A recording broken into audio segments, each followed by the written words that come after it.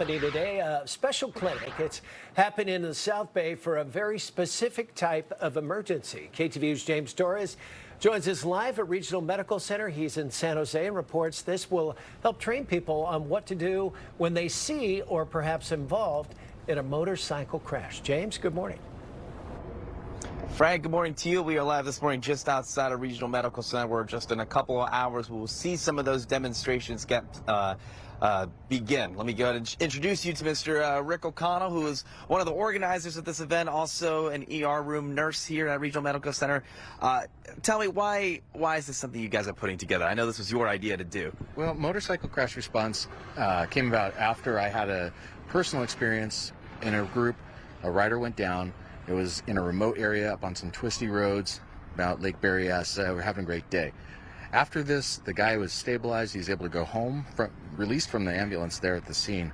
And then it got me thinking the days afterwards, moments and whatnot, what kind of scene were we actually in? There was a lot of chaos. There was a lot of potential for secondary injuries, meaning we could have had cars coming around. We could have had people hit by that if we did not create a safe scene. We could have had bleeding injuries. Fortunately, we didn't. So it just got me thinking, what are some areas where we can maybe open up our eyes a little bit more, get rid of some of those blinders as we're in that chaotic situation, to get people to be able to function and maybe improve outcomes and prevent death. There are about 13,000 motorcycle accidents every year in California. So I believe that kind of makes sense that this conversation needs to be had about how many people are you expecting to come out to the event today? How many conversations have you had with people about this? Conversations, I can't even count.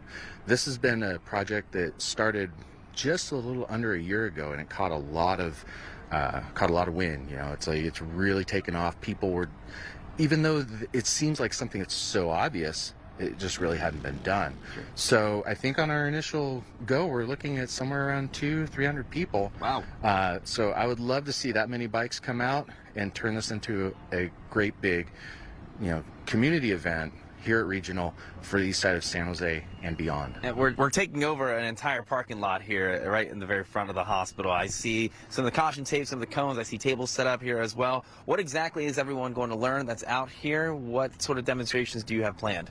So we actually have a variety of vendors, but as far as our education, we're going to focus in on one area called Stop the Bleed, put on by our trauma department. And that's going to focus on how do you actually take care of a bleeding injury, which can potentially save somebody's life because you just have a few minutes. So we're going to focus on things like tourniquet application, pressure. Do you need to do wound packing? What are your tools that you have available in that moment? All right. The other areas that we focus in on are scene safety. As I mentioned before, your motorcycles have all kinds of fluids, potential for burns. You just want to make sure that you're not blocking off traffic. If you're on a 2-lane road, can the ambulances even get in? Yeah. And then as well as first aid. What are some basic things that you can do? So we're going to have EMS here to give us a little bit of guidance in that. Rick O'Connell, we appreciate you speaking with us so early this morning. All things that we just talked about, things will start to get started around 10 o'clock this morning. It is free to the entire public. Food trucks will be on scene as well, and you learn some pretty life-saving measures too. All of that expected to go on until about 2 o'clock this afternoon. We're live this morning in San Jose. I'm James Torres, KTVU, Fox 2 News. Thank you, James. Well,